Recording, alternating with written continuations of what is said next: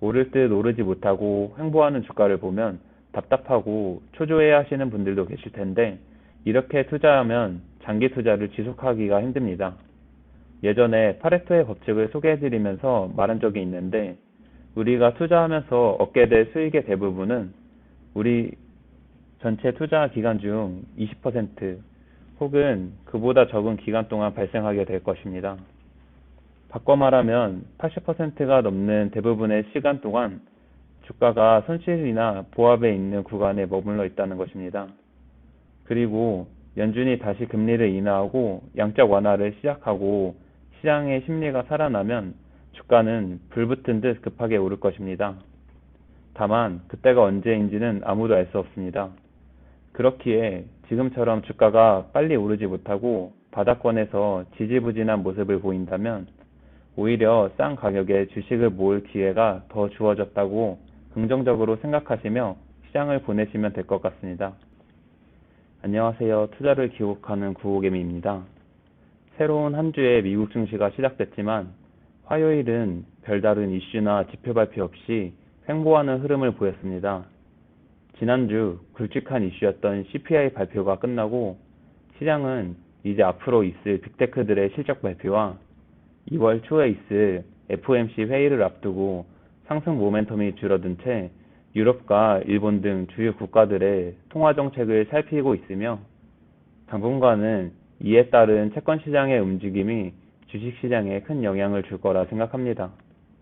이런 가운데 화요일은 유럽과 일본이 완화적인 통화 정책을 펼칠 거란 기대감이 돌자 최근 반등하던 미국 채권 금리가 상승세를 멈춰 주식 시장에는 긍정적으로 작용했고, 골드만삭스 같이 실적이 안 좋게 나온 가치주들이 크게 하락하며 다우존스는 마이너스 1% 넘게 하락했지만 엔비디아, 테슬라 등 성장주들이 크게 상승한 나스닥은 플러스 0.14% 강보합으로 마감했습니다.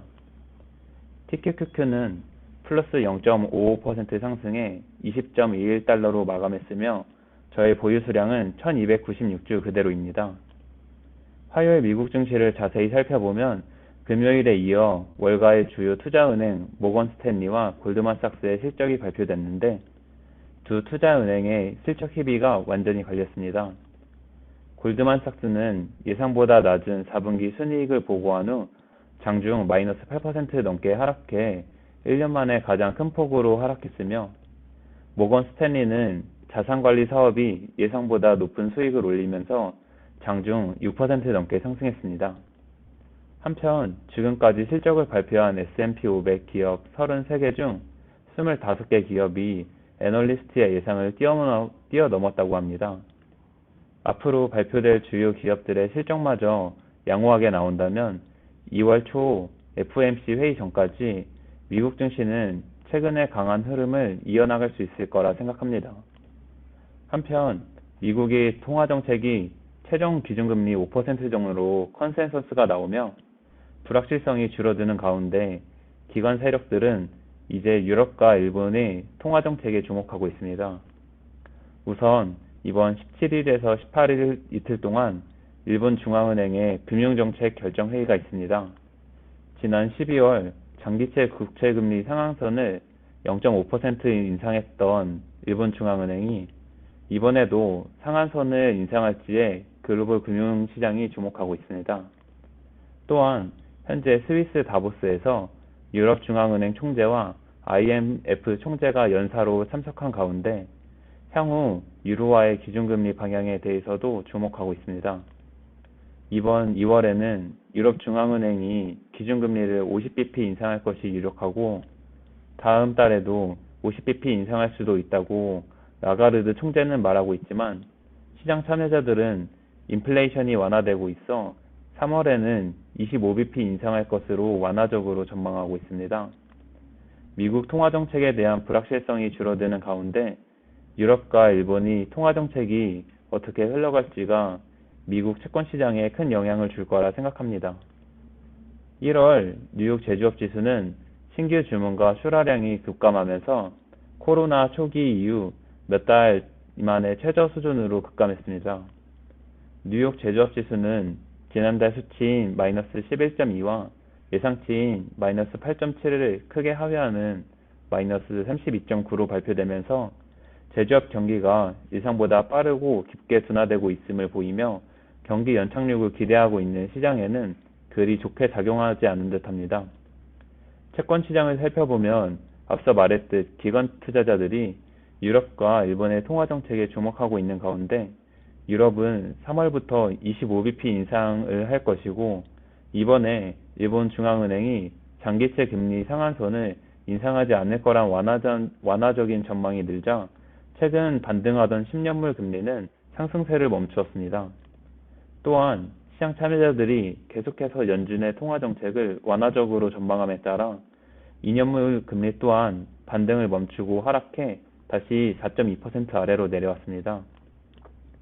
달러 지수는 계속해서 102 근처를 횡보하며 약세를 보이고 있고 중국 경제가 재개되어 활성화된다는 전망이 늘자 WTI 유가는 지난주부터 계속 상승해 화요일 다시 80달러 위로 올라왔습니다.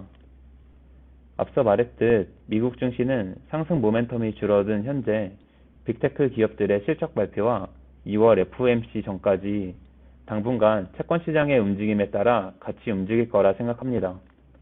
오늘 밤에는 생산자 물가지수 PPI 발표가 있어 약간의 변동성이 있을 수 있지만 그 외에 변동성을 줄이며 지루한 장세가 이어질 수도 있다고 생각합니다.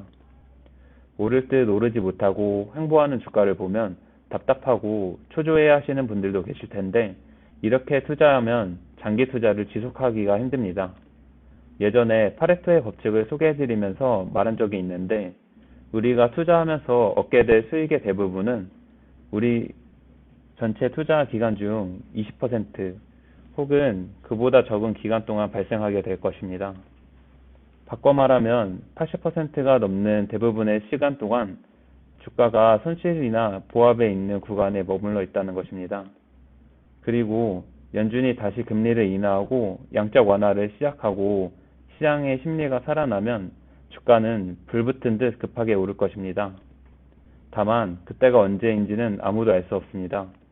그렇기에 지금처럼 주가가 빨리 오르지 못하고 바닥권에서 지지부진한 모습을 보인다면 오히려 싼 가격에 주식을 모을 기회가 더 주어졌다고 긍정적으로 생각하시며 시장을 보내시면 될 것 같습니다.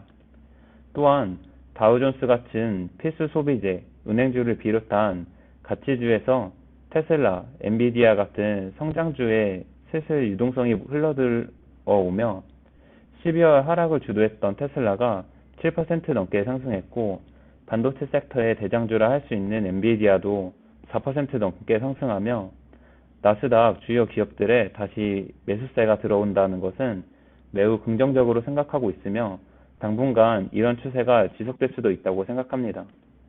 오늘도 너무 주식시장에 몰입하고 신경 쓰지 않고 소중한 일상 즐겁게 보내시길 바라며 영상 마치겠습니다.